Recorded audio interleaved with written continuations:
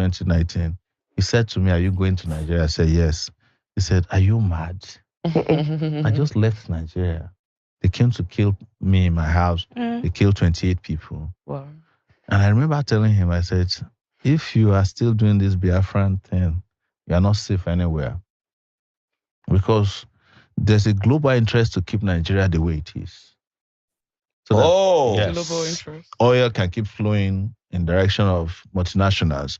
There are people whose interest is to make sure Nigeria doesn't progress so that the black man will not find his feet globally. So anybody who is also fighting them here, you are fighting that global economic interest.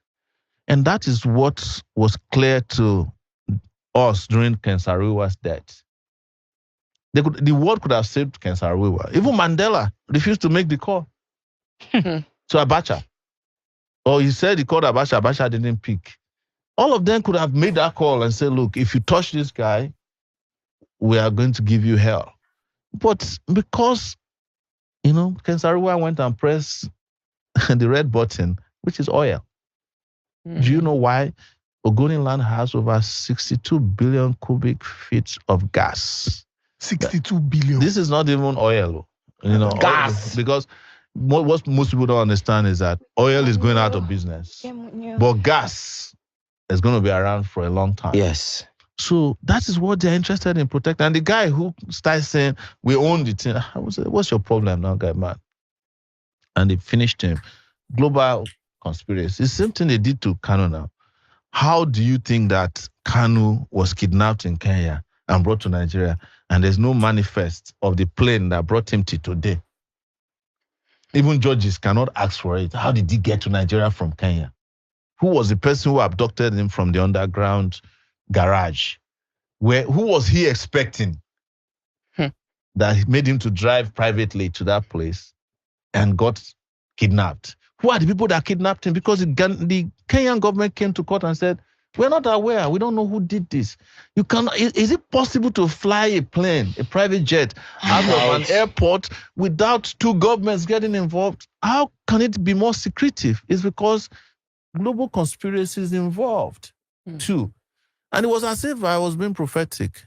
The day he was brought back, I was at the Federal High Court. No, it was Court of Appeal, and they said, "Kanu has just been brought back to Nigeria." I said, "How?" They put a hood over his head, even in court. I ran down there. Before I got there, they had already arranged some kangaroo, with the judge. The judge said, "Go and detain him." And that's been his situation since then. That's been his situation since then. So I'm saying that we are also conscious at our level that we are not also dealing with local interests. And I think my family understands that. Because don't forget, my younger brother was also killed a few years ago on his way from school in, close to Benin City. My direct younger brother.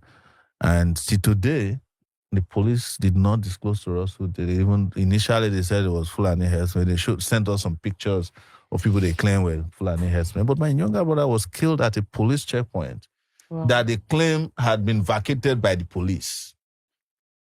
So, yes, it's heavy.